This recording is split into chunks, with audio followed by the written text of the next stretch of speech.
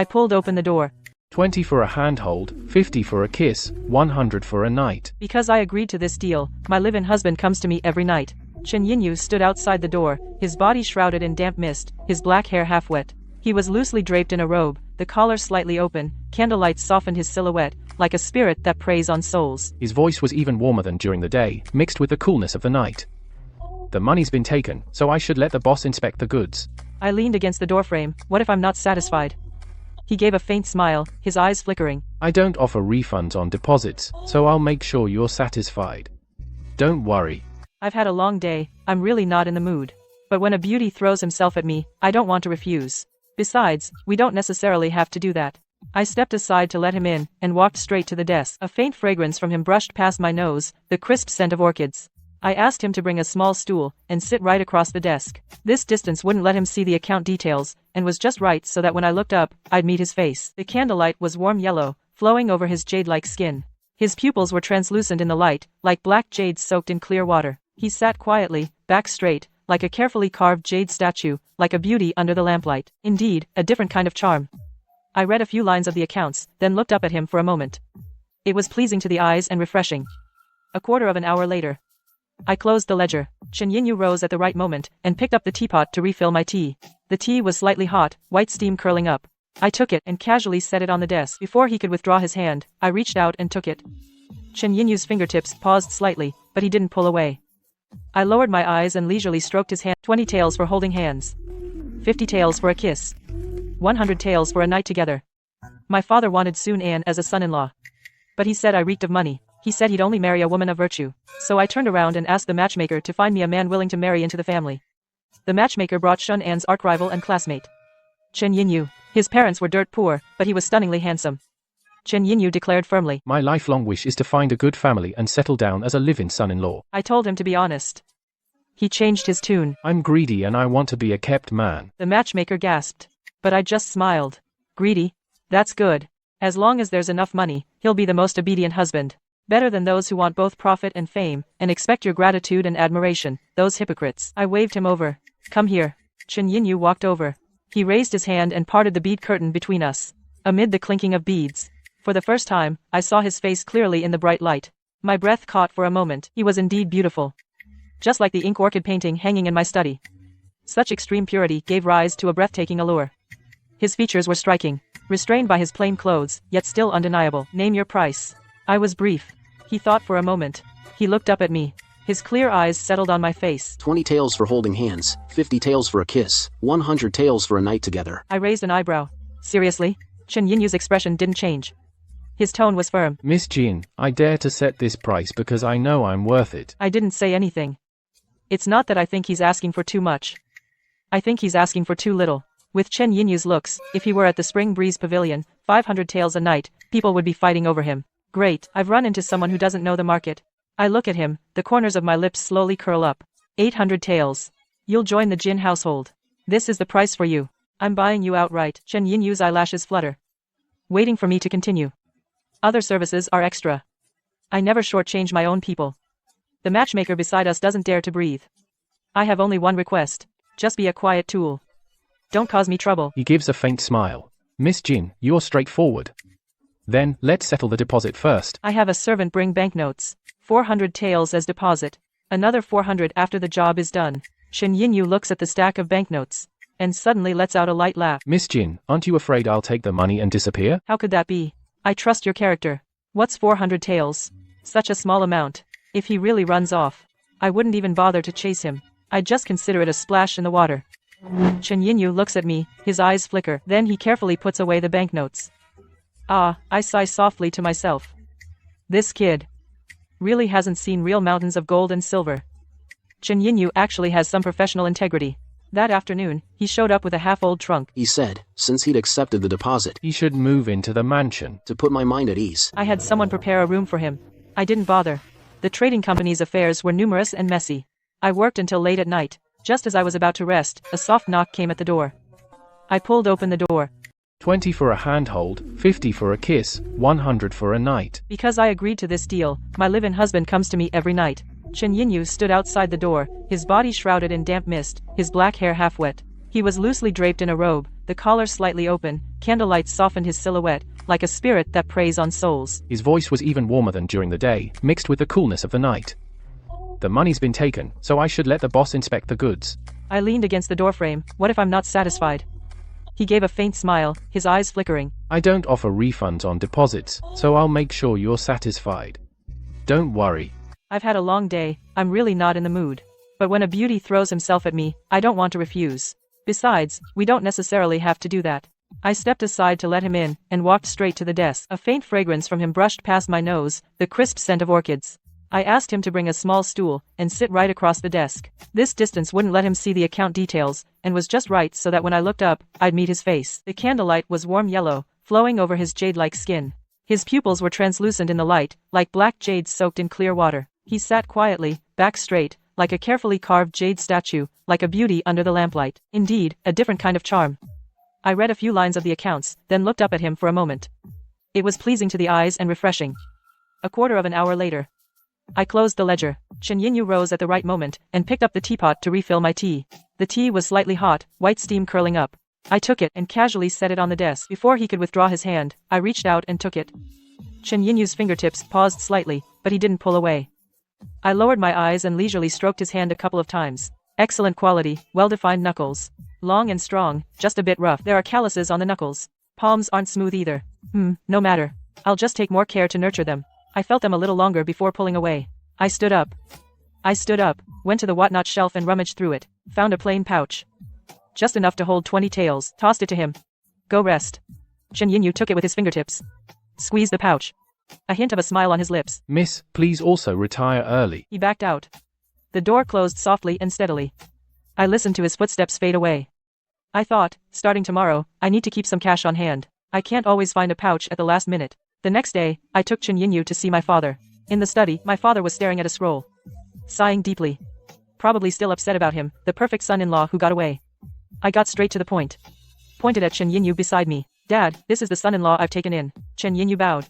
And gave a proper salute. I, Chen Yunyu, pay respects to Master Jin. His voice was clear. His demeanor was neither humble nor arrogant. My father didn't respond. He just kept sighing. I knew what he meant. The more someone lacks something, the more they want to make up for it. When my father was young, he studied hard. He took the imperial exams 7 times. Failed every time.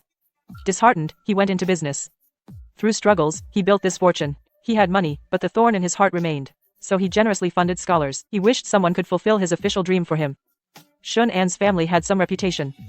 Now that they're down on their luck, it suits him. Well-read. Good-looking. More importantly, he had that aura, the noble elegance my father longed for but could never have. He gave silver and houses. He treated him like his own son. If he hadn't insisted on making Shun An a live-in son-in-law, I would have suspected that he was his illegitimate child. Too bad, now that this honored scholar has passed the exams, he looks down on us. He ran off. I didn't care what my father thought. I brought the man to meet him, which made it official. The wedding arrangements are handled by the staff. I don't need to worry about it. Chen Yinyu is sensible. He didn't bother me. Instead, he often went to my father's courtyard. At first, my father ignored him and refused to see him. Later, he actually allowed him in. Later, I passed by the study, and heard inside, my father's long-missed laughter. I paused for a moment. Jerk, not enough messing with me, now you mess with my dad? No, that's not it. Honey, let me explain. Entering, Dad pointed at the wall, the painting, fishing alone on the cold river, held forth. Chen Yinyu stood beside him, leaning slightly. He listened carefully. When he saw me enter, he looked up, his eyes clear and warm, and smiled. Mr. Jin, your insights are unique. I've learned a lot. He turned to my dad, his tone sincere. My dad stroked his beard, his face beaming. I glanced at Chen Yinyu. He wore a pale blue gown. The fabric was the cloud brocade I sent him. Clothes make the man. He looked even more tall and elegant. Keep chatting. I'm off. I turned and left. Behind me, my dad said with a laugh, Yinyu, come look at this. April 8th is good for marriage. The Jin business is big, guests pour in. With or without connections, they all came to join the fun. Chen Yinyu's side was quiet, just a few schoolmates and friends, and 2 or 3 elders, barely filling 2 tables. After the ceremony, I led him to toast and meet the family. Chen Yinyu usually wore plain blue and green, always hiding his striking looks. Today was different, his red robe blazing. Black hair, jade crown, the teardrop mole no longer hidden, lips reddened by wine, eye corners slightly upturned, revealing a hint of an allure never seen before. He followed quietly by my side, half a step behind. I led him to the next. He would softly murmur, raise his glass, and respond with poised words. All around, he made no mistakes at all, and his demeanor was pleasing to the eye. Some elders had been watching closely. After a few drinks, He coaxed them into smiles, did me proud. We reached the East Corridor table, the scholars my dad sponsored. They had to come, out of duty, all stood to congratulate us. They laughed and chatted, only Shun-an sat still, gripping his wine glass, knuckles white, face dark as thunder. I pretended not to see. I raised my glass with a smile. Everyone, thank you for coming. A humble cup of wine. As a token of my gratitude. Everyone responded in turn. And drank it all down. Shun-an still didn't move. His gaze landed on Chen Yinyu. Like ice-forged steel. Chen Yinyu seemed not to notice. He lightly lifted his sleeve. And refilled my empty cup. His movements were smooth and fluid. His eyes were downcast. As docile as a painting. Brother Shun finally looked up. His voice was calm. Won't you have a drink? Xian-an curled his lips into a cold smile. Brother Chen, quite the skill. He enunciated each word clearly. his words were forceful. You live off your wife without any shame. The whole table fell silent instantly. I traced my fingertip along the edge of the cup. My smile never wavered. Chen Yinyu also smiled lightly. He turned his head, his breath brushing my ear. Using that voice that seemed very quiet, but actually everyone in a voice everyone heard, he asked. Honey, is he here to cause trouble? I replied in the same volume. Not really, just a dog barking. Chen Yinyu let out a soft, oh. He reached out to straighten the non-existent stray hair at my temple. His fingertips were cool. They brushed past my ear. He sighed. In his voice, there was just the right amount of regret. I used to think Brother Shun was a man of noble character. My gaze swept over Shun-an's livid face. He shook his head, his tone sincere. Now I see, he's nothing but a pathetic wretch jealous of others' happiness. Xian-an shot up. The chair scraped across the floor, making a harsh, piercing sound. He glared at us fiercely. His chest heaved violently. That look was as if he wanted to devour Chen Yinyu alive. I stepped forward half a step, just enough to shield Chen Yinyu behind me, half a body length. Without saying a word, I just looked at Shun-an calmly. He held my gaze for a moment. The color drained from his face bit by bit. Finally, he threw down his wine glass hard. And stormed off. The sound of the porcelain cup shattering was especially piercing in the silence. Chen Yinyu from behind gently squeezed my hand. His fingertips were slightly cool, but with a hint of reassuring pressure. I turned my hand and clasped his, held tight, and turned to face the assembled guests. He announced loudly, everyone, please continue. The music resumed. The banquet returned to its lively noise. There were still some business social obligations. I told him to go back to the room first. After a moment's thought, I added an instruction, don't take off the wedding clothes. He looked up, the corridor lights reflected in his eyes, flickering faintly. He nodded and said nothing. Half an hour later, the reception ended. I pushed open the door to warm candlelight. He was indeed sitting obediently by the bed, his hair still wet, dampening a small patch of his red robe. He had apparently washed up and then put the wedding robe back on. Quite obedient. The wedding wine was set on the table. Seeing me enter, he stood up and poured, filling 2 cups. As he handed it to me, his fingertips were damp with moisture, slightly cool. Wife. His voice was lower than usual, sounding relaxed after his bath. The wedding wine, I took it, arms intertwined, and drank it down. The wine was slightly spicy, sliding down my throat. He set down the cup, looked up at me, the candlelight flickering in his eyes, flickering. Yinyu-chen asked softly. What do you like, wife? Step by step, a little at a time. He paused, his eyes on my face, and asked, or what? I raised my hand. My fingertips brushed his damp hair, caught a strand and twirled it. Yinyu's eyelashes fluttered, allowing me to do as I pleased. I leaned close to his ear, my breath brushing his ear. I lowered my voice, so only he could hear. I like someone who knows how to serve. A quarter of an hour later. I lay back on the wedding bed covered in red silk brocade. Breathing unevenly, Yinyu knelt by the bed, his dark hair slightly tousled, a few damp strands clinging to his neck. He lowered his eyes, his expression unreadable. Only his long lashes under his eyes cast a faint shadow. I let go. The hand I had unconsciously used to grab his hair slowly and deliberately straightened his slightly messy hair, thinking, I must give matchmaker Wang another big red envelope. Where did she find such a gem? Totally worth it. After a moment, I lifted my foot and gently nudged his shoulder. That's enough. He paused slightly, lifted his eyes to me. His eyes were misty, tears clear, shattered and scattered, leaving only a shimmering wetness. Chen Yinyu didn't speak. He only got up as told, undressed. I gave Chen Yinyu an advance of 1,500 taels. He clutched the stack of new banknotes. When he looked up, his eyes were deep. Madam, is this a pre-purchase? I lazily hummed in agreement, my fingertip tapping the table. Do a good job. In the following days, I was somewhat infatuated, feeling relaxed and content. Chen Yinyu, in this regard, his professional skills were truly outstanding. Once paid, he did his utmost to serve me perfectly. That day, I was checking accounts at the trading house, when a servant rushed in to report. Master Shun is outside requesting an audience. My hand holding the brush paused. I was stunned for a moment, only then matching this Master Shun with Shun-an. I won't see him. I lowered my head and continued my numbers. But outside, arguing broke out. The door was pushed open with a bang. Chunan burst in, his face dark and stern. The servant fearfully apologized. I waved my hand and told him to leave. Shun An is sick, he likes to play the saint. In the past, he lived in a 3-courtyard mansion my father gave him, wearing my Jin family's thousand-tail cloud silk. And he stubbornly put on airs of aloofness, saying he didn't like fame or fortune, didn't covet wealth. Now, he puts on a look of extreme distress, saying he can't bear to see me go astray. My hand holding the brush stopped in midair, an ink drop nearly staining the ledger. I looked up at him like he was a rare curiosity. You know what kind of person Chen Yinyu is. He furrowed his brow. Greedy for money, utterly lacking in integrity. You taking him in as a son-in-law, isn't that just lowering yourself? Lowering myself to what? I cut him off.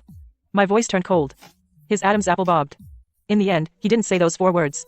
He just sighed deeply. Even if you resent me for rejecting the marriage proposal, you shouldn't debase yourself like this. I looked at him, and suddenly laughed. I slowly stood up, hands on the desk, leaning forward.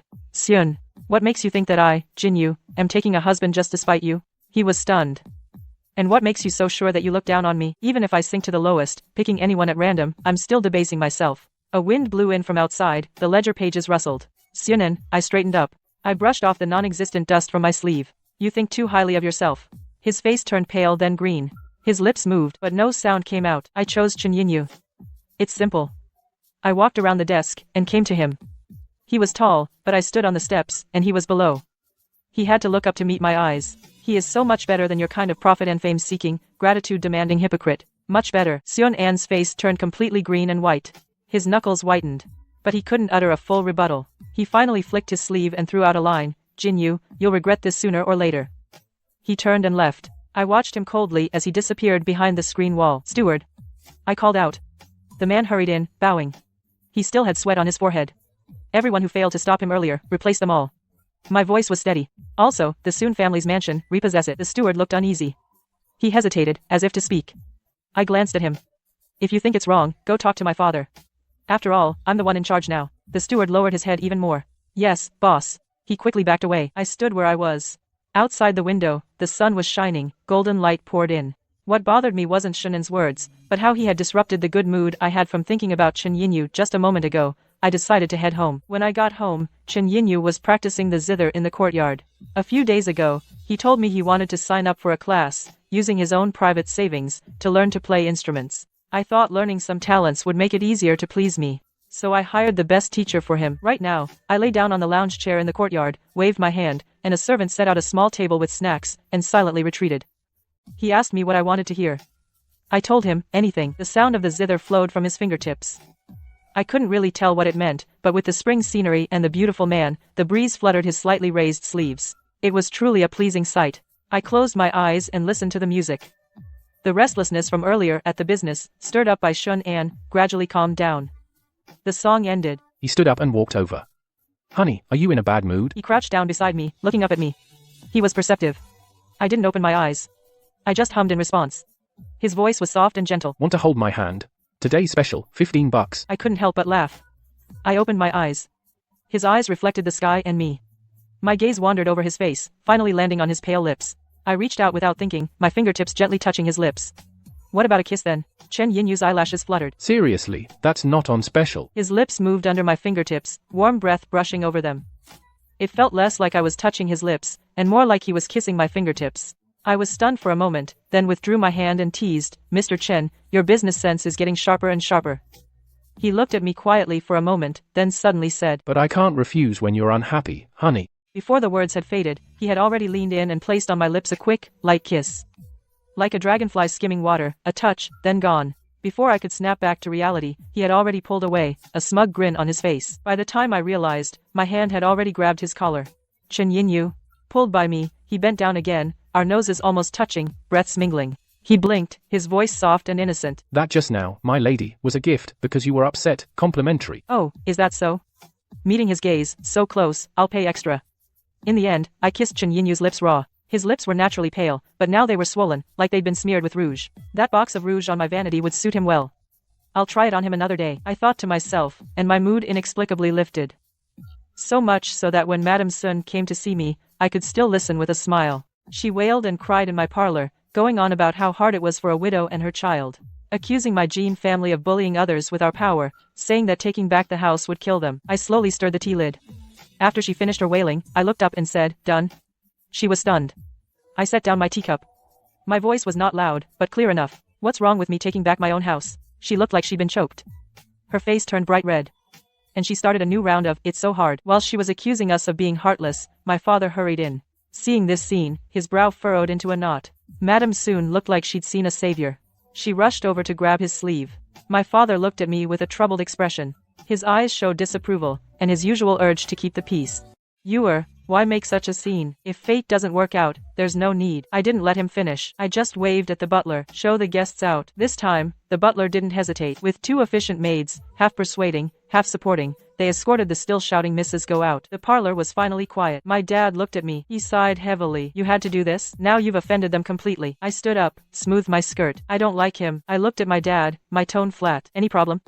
My dad was speechless. His lips moved slightly. In the end, he said nothing. He just rubbed the jade thumb ring on his thumb, looking at me with a complicated expression. I knew what he was thinking. I was his only daughter, not because he loved me that much. Mom died young, devoted, he never remarried. He was infertile. Doctors said low sperm count. Having kids was hard. They prayed to gods and Buddhas, drank herbs for over a decade, and finally got me just one. And a girl, no less. Better than nothing. He raised me as his son, kept me by his side. He taught me to use the abacus, read accounts, and do business. Understanding people, his greatest wish was for me to guard the family business, and then find him a son-in-law to represent the family. This upbringing of his became the foundation for me to take over the business. I'm grateful for that, but deep down, he favors his own. And Gu is one of his own, and a scholar too. Dad saw in him his own younger self, yearning for what he couldn't have. He funded Ngu's studies, partly from subtle superiority, and partly from compensation, and more importantly, an instinctive male bias. He felt that Ngu was one of his own, a fellow man.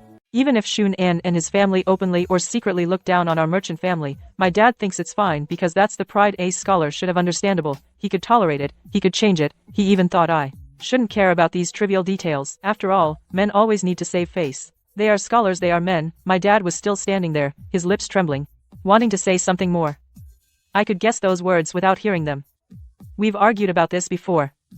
The worst was 2 months ago. He saw I wouldn't agree, so he went behind my back to Shunan's family to propose trying to arrange for me to marry Shunan. But what happened? That pure scholar looked down on me, covered in the stench of money, and along with that my dad got a lot of polite rejections. Word spread, and there were some rumors it affected the business. At that time, he looked at me. His eyes were exactly the same as now, disappointment mixed with resentment, as if I made him lose the one who could inherit his imperial exam legacy, the imaginary male heir. Back then, I spoke to him nicely, asking him to think clearly whether he wanted to make a scene with me over a man. But now I'm just tired. I can't even be bothered to pretend, if you're so capable. Go to Sunan's family, let your good son take care of you. I dropped this line and turned around to leave. Behind me I heard the sound of his furious, out-of-breath panting. As for him being a man, that pathetic pride of his, who cares about the calm after that? My dad, I guess I really shut him up with that remark. He stopped bothering me about the Shun family. Business is hectic. I'm run off my feet. Chen Yinyu is still well behaved. Staying in his place, plays the zither sometimes when I rest, or when I'm staring at the accounts and rubbing my temples, hands me a cup of tea at just the right temperature. He no longer brings up those prized intimacies. Instead, sometimes, when I'm exhausted, I'll wave him over. He'll come over, sit quietly beside me, let me lean on him, or just stare at his face in a daze. I still pay him. But he's no longer like before, eager to settle up. He just takes it calmly when I give it. His expression is composed. One afternoon, I woke up from a nap and saw him sitting by the window reading. Sunlight through the curtain cast dappled light on his profile. Long lashes lowered, peaceful like a painting. I suddenly remembered what Shunan said that day. Greedy for money. Without any integrity. I got up and walked over. My shadow covered the pages of his book. He looked up, his eyes questioning. I reached out and took the book from his hand. Tossed it aside. Chen Yinyu, I leaned down. Placed my hands on the armrests of his chair, trapping him in the small space. Don't you want anything? She was slightly startled, then smiled. Darling, aren't you already giving? Don't you want anything else besides money? He looked up at me and repeated, except for money. In his eyes, the usual flattery or docility faded, revealing a hint of earnest, clear light beneath. That was the hope. My lady, may you always be like today, with mountains of gold and silver, as stable as a mountain. His words were flattering, yet somehow fitting. I lowered my head and kissed his cool lips. Just sweet words and truth. He returned my kiss, his voice muffled between our pressed lips. A few days later, the steward reported that the Sun family had moved out of that mansion. I heard they rented a small yard in the west of the city, quite strapped for money. I just nodded. He hesitated for a moment, then said, Master, should we send some silver over there? My hand holding the brush paused, a drop of ink spreading on the account book. I know, I said flatly, turning away. At the dinner table I used the excuse of poor business to reduce my father's monthly allowance by 60%. My dad held his bowl, forgetting to put the braised pork into his mouth. Poor business? His voice rose, full of suspicion. I remained expressionless. I poked at the rice in my bowl. The trade on several waterways has been affected. Cash flow is tight. My dad opened his mouth, looked at me, then glanced over at Chen Yinyu, who was eating quietly. He swallowed his words and heaved a sigh. Believe it or not, I didn't care. A warning, but someone believed it. Chen Yinyu was rarely home. Returning in the afternoon, I often didn't see him. When asked, servants said he'd gone out with friends. I didn't suspect anything. After all, he went to my tea house. The manager would send me a list every day, what tea he ordered, what snacks he had, who he met, all written clearly. He went for 2 or 3 days in a row, returning only in the evening. That evening, after my bath, I was combing my hair in the mirror. He came out of the washroom. His hair still wet. He went to fetch his precious wooden box. Sitting on the bed, counting money carefully. That wooden box was where he kept his private savings, mainly for his silver notes and loose silver. Sometimes I had extra cash on me, I'd casually drop it in two, under the candlelight. He lowered his eyes. His fingers slowly flipped through the notes one by one, then counted the loose silver underneath. His expression was as focused as if handling something. He'd been studying the classics for a while. He looked up. His dark hair made his neck look even fairer. Including what you usually give me. After expenses. About 2,000 taels left. I replied, waiting for him to continue. He occasionally counted his savings. I was already used to it. Part of it. I sent it back through someone for the clan elder's care. He explained. I nodded. I knew. His parents died young. Only that distant elder in the clan had shown him some kindness. He sent silver back each month. I had allowed it. As I was thinking, he suddenly took the entire wooden box and shoved it into my hands. The box was heavy. I was stunned. I looked up. He gazed at me hesitantly. His eyes were clear and warm. His tone was unusually serious. The business is tight on cash right now. I don't have much here, but it can help in a pinch. He paused. His voice softened. If it's still not enough, I can still find a few classmates from well-off families. Borrow from some. I looked at him. I was silent for a moment. He saw I was silent. As if afraid I doubted him. He quickly added. His eyes held a desperate sincerity. I can cut back on my expenses further. I don't need to eat or dress so well. And the music lessons, I can skip them too. That'll save some money. Looking at him, so eager to scrimp and save and start a hard life with me right away, I was stunned for a moment. I couldn't help it, and turned my head, laughing softly. What kind of businessman is he? He not only took out his savings, but even thought of borrowing to help me. I casually made up an excuse, saying the payment for goods had just arrived, and that we didn't need his money. Chen Yinyu heard that and didn't argue. He just gave a soft but still stuffed the banknote back into my hand, saying that since it was mine, I should keep it. Over the next few days, he was clearly off. That meticulous, striving professional enthusiasm seemed to have been doused with water and drowned. He no longer brought up those transactional intimacies. After our nightly intimacy, I went to get the banknote as usual, but he gently held my hand. Not today. His voice was a bit hoarse. Face turned away, in the candlelight, his long lashes cast shadows under his eyes. I raised a brow. What? Raise the price? He shook his head. He paused, then said, no. Why is that? I rarely. Such patience to get to the bottom of things. I tapped his damp palm. Don't worry, we really don't need money. No, it's not the same thing. He interrupted me. I asked, what do you mean? He fell silent, turned his back to me. The outline of his shoulder blades was clear under the thin nightgown. Honey, just pretend I occasionally want to do this for free. That's a new one. Not after money. Then what are you after? If not money, then the heart. He's acting so strange. Could he actually have feelings for me? The moment this thought came up, I startled myself first. Then I felt it was absurd. Between him and me, it's a clean transaction. Clear and simple. That's the cleanest. If anything else gets mixed in, it would spoil it. But seeing him now, his back to me, shoulders tense, there's a stubborn, pitiful look to him. I reached out my fingertips, gently, and placed them on the back of his collar, touching his warm skin. Chen Yinyu, I said, my voice softening. He turned, and for a moment, was silent. Without a word, he turned slowly. In the candlelight, his eyes were wet, his lips a vivid red. The marks from my biting hadn't fully faded. Not after money. My fingertips traced down his neck, slid to his jaw, lifted his face, forcing him to meet my eyes. Then tell me, what are you after? His eyes flickered, 1,000 emotions swirling, but he just lowered his eyes. Gently, he took my wandering hand, and pressed it to his cheek. To make my lady happy. His voice was hoarse. As long as my lady is happy, I'll do anything. For my happiness? He said this, a change of tactics. He thinks I'd fall for that? Or is it that heart, which should only seek money, has lost its way? I didn't ask. Turned over, lay down, pulled the quilt over me, and closed my eyes. Behind me, quiet. Only our shallow breathing remained. After a while, a soft rustle beside me, he cautiously edged closer, moving very gently, as if testing the waters. Then a cool fingertip gently hooked my pinky, just a slight touch, barely any pressure, like a newborn cub, timidly reaching out its paw to touch its chosen master. I kept my eyes closed, dwelling on the thought that he likes me. It pricked my heart like a tiny splinter. Not painful, just irritating. Business is business. Cash on delivery, clean and neat. Dragging feelings in is like fine silk stained with grease, a sore sight however you look at it, and a pain to deal with feelings. Come concerns, expectations, weaknesses. If he later takes advantage of my affection, demanding more, do I give in or not? If he's moody and unpredictable, interfering with my decisions, do I put up with it or not? Just thinking about all this, the potential entanglements and struggles, gives me a headache. What a miscalculation. I should have known being together, day and night like this, skin to skin, even if it were a cat or dog, some bond would form, let alone a living person. I thought about it for 7 days, drafted it 7 or 8 times. The core message was clear. I want money, I welcome the heart-seeking, I reject him if he doesn't change his ways. Then this deal is off. That evening, I went home with a full speech prepared. Chen Yinyu was sitting by the window reading by candlelight, hearing my footsteps. He looked up. His eyes in the dim light fell on me. Wife, you're back. He put down the book and stood up to greet me. The cold, harsh words I had prepared suddenly got stuck in my throat. I looked at his lowered eyes, the pale skin on the back of his neck. The rehearsed cold speech died in my throat for no reason. Sit down, I said. I sat down across from him first. He sat down without a word, his gaze fell quietly on my face, with a hint of subtle inquiry. I cleared my throat. I tried to keep my tone calm. Chen Yinyu, let's talk. Go ahead, my dear. I looked at his clear eyes. The advice I had prepared twirled on my tongue a few times, and when it came out, it was different. Something's been off lately. His eyes flickered. He didn't respond, so I had to continue, trying to steer the conversation back on track. We agreed from the start, cash on delivery, clean and simple. You want money, I want a good time. Isn't that good enough? He was silent, just quietly watching me. I felt uncomfortable under his gaze, my voice softened, almost pleading. Better to want money than a heart. People's hearts change easily. Today they like you, tomorrow they might be tired of you. But silver won't. It's real and solid. You hold it tight, it's yours.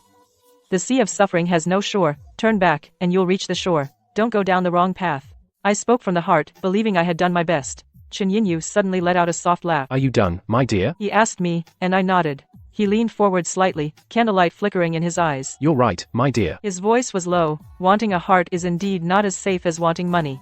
My fingers unconsciously twisted the cuff. I waited for him to continue. But if I truly fall for you... He paused, looking into my eyes. For you, isn't there a benefit? Serving you from now on, I'll be even more devoted. He said no money. My heart skipped a beat. The ones who don't want money are the scariest. Chen Yinyu seemed to read my mind. The corners of his mouth curled. I've seen too many men and women. Love is the most tormenting. I am a living example. He laughed self-deprecatingly. I know I shouldn't, but I still jump in. He reached out his fingertip, gently touched the back of my hand on the table. To want your heart is to draw a prison. Willingly. I place the rope in your hands. What are you afraid of? I looked into his eyes. My reflection was in them. I may not want to tie you down. I said. It's not you tying me down. He corrected. I drew the prison myself. If one day you find me an eyesore, or get tired of me, just say the word. I'll leave on my own. I won't pester you. I won't cause you any trouble. Chen Yinyu finished speaking. He lowered his eyes slightly, then lifted them again. His gaze was earnest and calm. You don't need to worry. Whether ahead is a sea of suffering or a mountain of gold, it's all my own choice. This has nothing to do with you. Chen Yinyu's words kept turning over and over in my mind. He seemed to make sense. Drawing a prison, willingly, the rope handed to me. It sounds like I got the better deal, but this benefit. Is he really asleep? I'm lying flat, listening to his steady breathing. He seems sound asleep. But what if? He's saying all the right things now. If one day his feelings make him want more, and he gets greedy, won't that be a problem? I suddenly sit up, and push him hard. Chen Yinyu grunts. He opens his eyes groggily, his eyes still heavy with sleep, looking at me with a hazy gaze. I stare back and ask directly, will you cause me trouble? He freezes for a moment, his drowsiness clearing a little. A brief silence. He turns on his side, facing me, his voice low but clear. No. My love for you is my own business. I've just made it clear. I'll still serve you as I always have. I'll follow all the rules, every single one. I'm not some hot-headed. I'm not some kid who can't live without love. I know what's right. I'm not stupid. And I won't cause you any trouble. His tone is calm, lazy from just waking up, but somehow carries a certainty that makes me feel at ease. I look at him in the moonlight, his eyes are clear, with no hint of evasion. The unease that was hanging in my heart, all those anxious thoughts, suddenly settles. That's more like it. I lie back down, pulling the covers over. I pat him. Go to sleep. Since the day I opened my heart, Chen Yinyu has been so clingy. When I was working, he'd pull up a small stool and sit across from me, not saying a word. Just quietly shelling pine nuts. When he'd filled a small dish, he'd push it to my side. He'd look at me with eager eyes, like a cat waiting for praise. When I got up to get something, he'd get up too. Like a shadow, he'd follow half a step behind me. I'd suddenly stop and turn around, and he'd bump right into my arms. He'd seize the chance to wrap his arms around my waist, rest his chin in the curve of my neck and nuzzle gently, his breath carrying the crisp scent of orchids. Chen Yinyu, I couldn't help pushing his shoulder. Don't you have anything to do? He shook his head, matter-of-factly. Serving you is my top priority. I really couldn't take it anymore, this sweet burden. So I just shooed him out. Go find your schoolmates, go enjoy some tea and music. Don't bother me here. He blinked, seeming reluctant, but seeing I was firm, he could only slowly agree. He left, looking back every few steps. Finally, my ears were at peace. About an hour later, from outside the window came familiar footsteps, very light and quick. The curtain was lifted, and Chen Yinyu walked in. His eyes and brows were full of barely contained gossip, as he leaned in close to me, eyes dazzlingly bright. Honey, guess what? I was just at the tea house, and I heard some juicy news. His voice was full of laughter. Without waiting for me to guess, he couldn't wait to lean in, almost pressing against my ear, and poured that hot breath along with the gossip into my ear, he said. The new postings were announced. Anli Shun placed third. He was sent to a remote post. He was always arrogant, looking down on everyone, thinking he was a genius. Surely, he'd get a good post. But he knew nothing of officialdom's ways, and never greased the wheels, even scorned to. When the appointment came, it was a barren, foul place. A remote, godforsaken magistrate post. High mountains, long roads. Miasma everywhere. It was said the previous magistrate worked himself sick. Once, he borrowed money from classmates, who were well off. He promised to repay in half a month. But he kept putting it off. When classmates heard his assignment, So they came to demand payment. Not only did he refuse, but he put on that arrogant face. he scolded them for caring only about money, saying they lost their scholarly integrity. He singled out one, a hot-tempered classmate, who got so angry he threw a punch. The scuffle was a mess. It was utterly disgraceful. She smirked as she listened. He dug up that old story and told it vividly. He said that when classmates had a banquet, they invited him to join.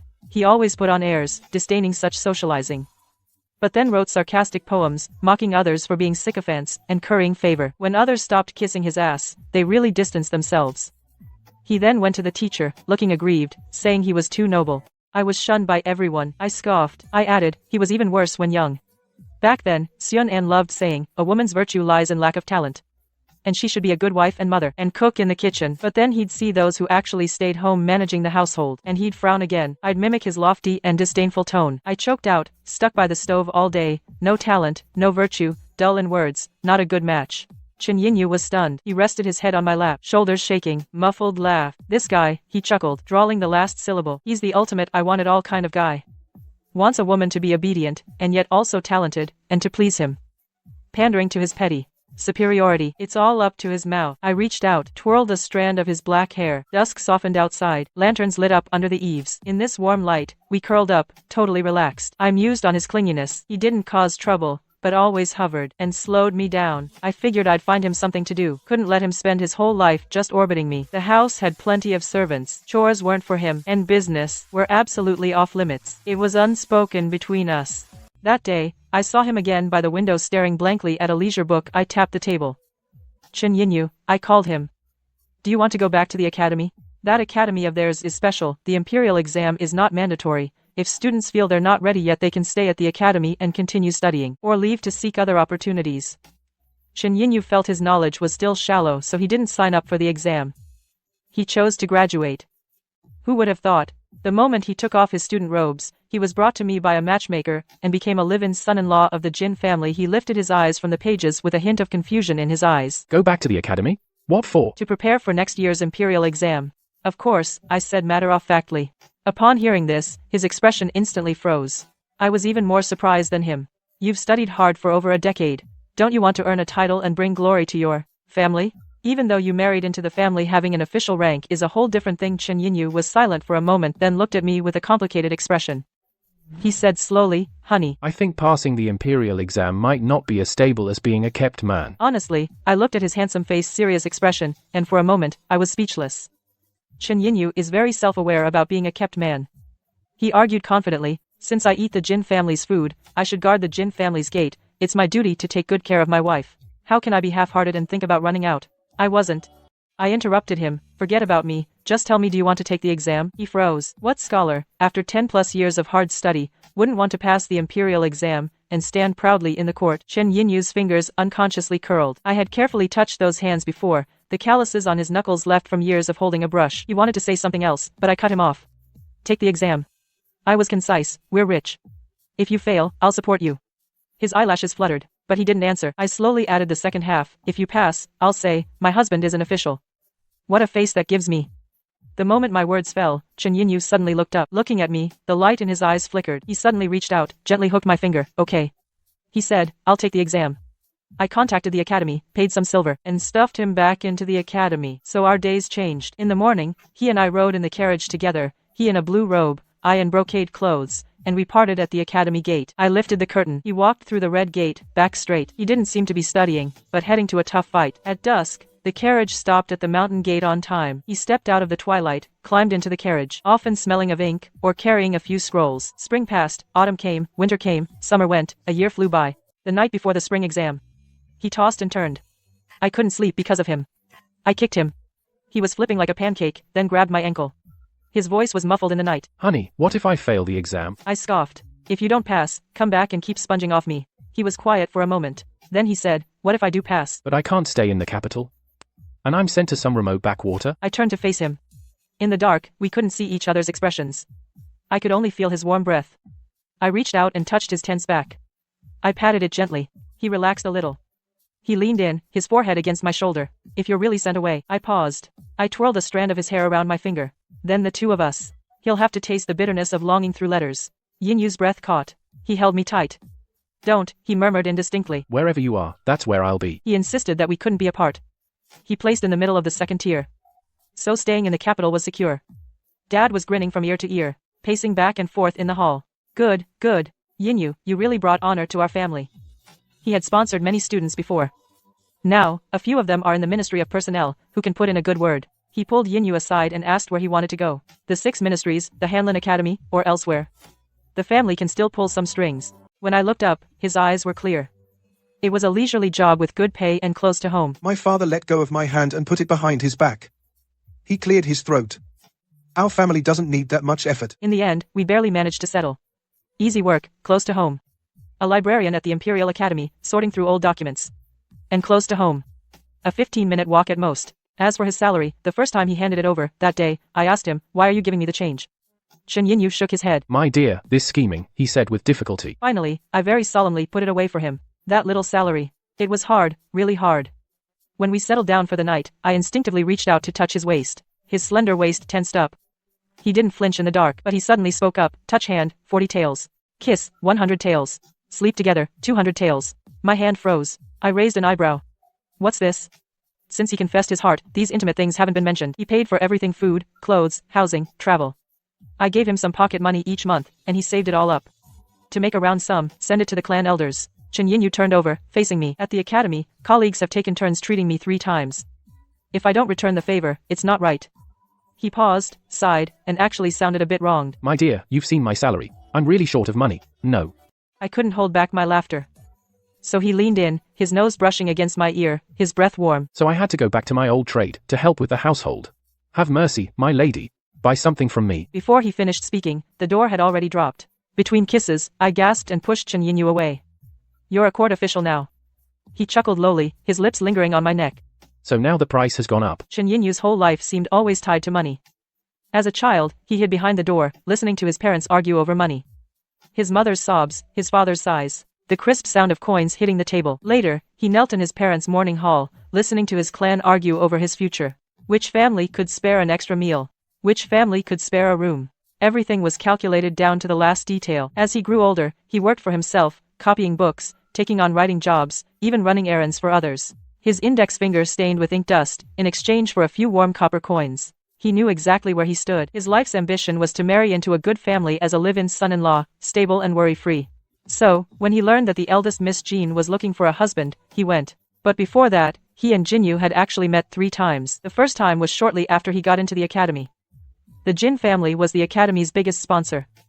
The eldest Miss Jin would occasionally come to inspect. That afternoon, after finishing his studies, he was taking a walk alone under the eaves. At the turn, he met a group. The teacher was in front, accompanying a richly dressed young lady. She was dressed in luxurious clothes. Her eyes held a distant, privileged look. Yinyu, just in time, the teacher called to her. His smile was warm. This is Miss Jinyu, the eldest daughter of the Jin family. Miss Jin, this is Chen Yinyu, the new student at the academy. He bowed deeply. He clasped his hands in greeting. Student Chen Yinyu greets Miss Jin.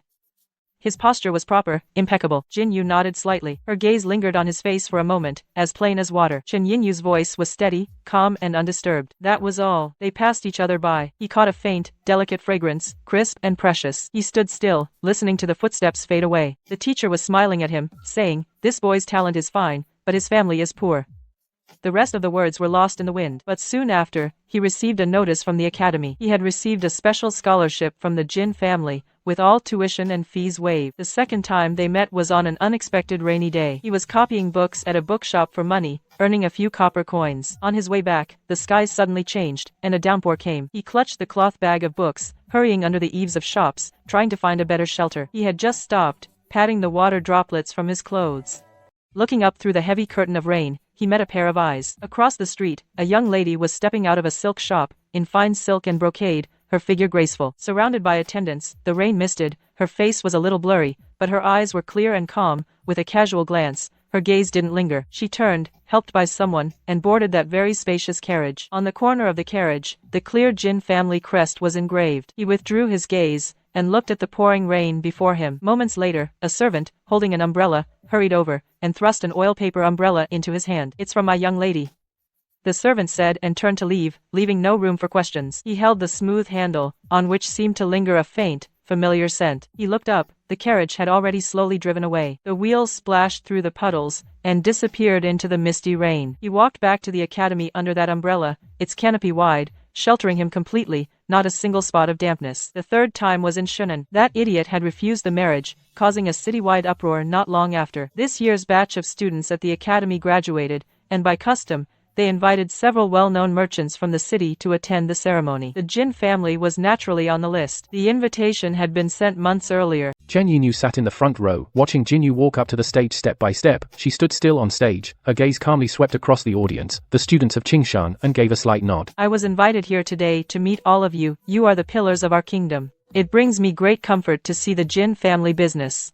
If there's an opportunity in the future, I would like to build a future with all you talented people."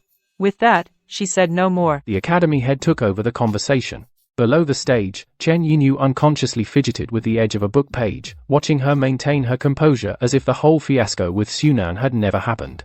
After all, she was the eldest daughter of the Jin family. She's seen it all. How could I, because of a few bitter words from a poor scholar, lose her dignity? He shifted his gaze slightly to Sunan sitting on the other side of the front row. Shunan's back was ramrod straight, chin lifted slightly. Still with that aloof and arrogant look, but in this context, it seemed especially ridiculous. In his mind, Chen Yinyu sneered. After all, normal people are still the majority in this world. Chu Nan's behavior, in the eyes of those who see clearly, is no different from being mentally ill. He wants to rely on the Jin family's money to study and build his career, and yet complains that their money taints his integrity. Wanting it all. There's no such thing as a free lunch in this world. He shifted his gaze back to Jinyu on stage. Thinking about latching onto her, this thought flashed through his mind. He was taken aback for a moment. Then he chuckled and shook his head. The Jin family's threshold is high. How could he, with nothing to his name, ever measure up? He lowered his eyes, staring at himself. The faded blue sleeve. Who would have thought, within 2 days, the news that the Jin family was seeking a live-in son-in-law spread like wildfire throughout the city. Yin Yuchen, facing a half-withered orchid outside the window, lost in thought, he heard Wang Po's chatter. His heart suddenly leaped. He slowly turned his head. The sunlight outside the window, just then, fell into his slightly widened pupils. What a coincidence. At first, Yin Yuchen truly only cared about money. When he set what he considered a high price, he had it all figured out. For a family like the Jins to take in a live-in son-in-law, just wanted peace for now. It wouldn't last. He needed to save money while he was still in favor, and learn some skills to support himself, in case he was thrown out later, and left with nothing again. So he said he wanted to learn the Guqin. It wasn't entirely an excuse. One more skill. Even if he left the Jins one day, he could teach at a Qin school, or give lessons to wealthy children. He could always make a living. He regarded this as a business deal. He calculated it clearly. Jinyu was too different. He had seen his swift red brush during account audits, a circle, and determined the fate of thousands of taels. He had also seen his sharpness with difficult merchants, a few words that made them sweat coldly. But mostly, what he saw was the Jean Yu that others couldn't see. She would, after closing a big deal, arch her brows like a cat that got the cream. She'd give him a crystal candy, she'd be exhausted, and flop on the desk, no grace, hair mussed, muttering the sheet made her dizzy, and didn't mind if he saw. She'd just lazily glare at him, that look had no power, like a feather brushing against his heart. She was like a magnet, unconsciously drawing his gaze. At first, it was appreciation for the boss's boldness and generosity, but later, his gaze held something more, something even he hadn't noticed. He would notice which pastry she favored, when she usually rested, and what troubled her when she frowned. These subtle observations had long gone beyond professional boundaries. Until she said her family was having cash flow problems, Chen Yinyu truly believed her. He had never seen a mountain of gold and silver collapse, but he had seen families go under. Anything could happen overnight. Those days, he gathered with a few friends, and analyzed gravely. One said he'd heard shipping was unstable lately. Several shipments had been delayed. The Jin family business was big, impact must be huge. Another said a tall tree catches the wind, maybe someone was jealous, and secretly tripped them up. The more they talked, the more they thought the Jin family was in trouble. If it were the old Chen Yinyu, finding out the boss might be going under, he'd be thinking about a backup plan by now. At least hold tight to his money. That was his foundation for survival.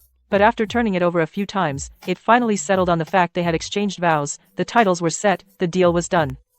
It wasn't false, but the word, husband and wife was real. He hadn't seen many loving couples. His parents argued over money every day. The clan was full of unhappy couples. Birds in the same forest, when trouble comes, they fly apart.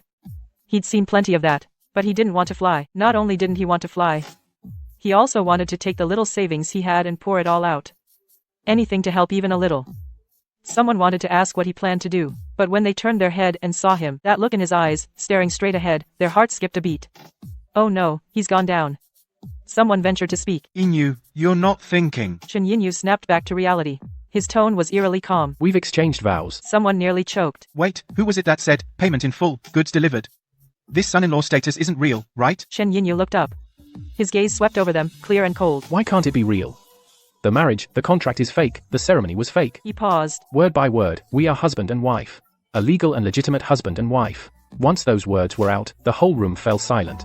Who here doesn't know? What Yinyu was like back then. He was the love guru for classmates, secretly charging fees. He analyzed others' love lives with authority, advising breakups or makeups. All about the money. When it comes to yourself, you're so easy to manipulate.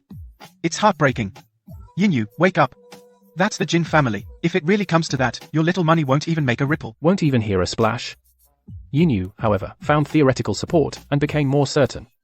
Ordinary couples, don't they also share the good and the bad? Now he may be having a hard time, as his wife, I should do my part, isn't that my duty? Someone tries to reason with you. Even if it's about feelings. If you empty your pockets to help him now, he might be grateful, but if he gets through it, later he'll remember you saw him at his lowest. Can he really not hold a grudge? A wealthy family cares most about face. Yinyu, he's not that kind of person. How do you know? I'm with him day and night, I know him. He also said, moreover, helping in times of need shows the deepest loyalty. If he can make a comeback, he will surely remember my kindness. Guru descends to earth. 1 against 5, the core idea is just one, we are husband and wife. I have to take care of him.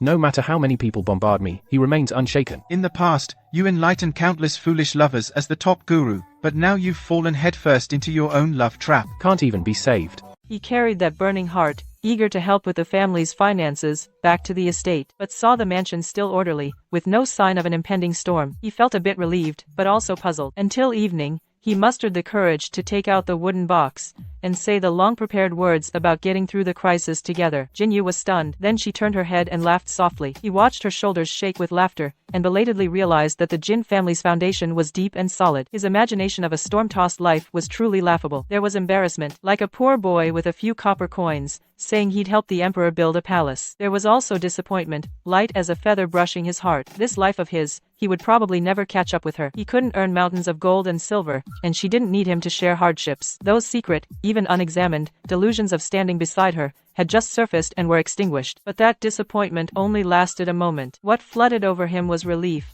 washing away that tiny bitterness, until it was scattered. Luckily, he thought, luckily, she was strong, invincible. Luckily, she didn't have to experience the storms he had seen in his childhood, didn't have to frown over a few coins, didn't have to bear scorn due to hard times. He would rather be forever just a dispensable ornament, a pastime she bought with money, than see her fall into the dust and be touched by any sorrow. She deserved to be forever radiant. Mountains of gold and silver, stable as a mountain. He thought this life, he'd never share hardship with her, so he'd always share the good times. Eat her food, use her money, be taken care of by her. It didn't seem so bad. He raised his eyes to look at her. Under the candlelight, his face was bright, with a lingering smile. Chen Yinyu took a gentle breath, carefully hiding that relief. Seeing her smile like this was enough. This life is fine just as it is.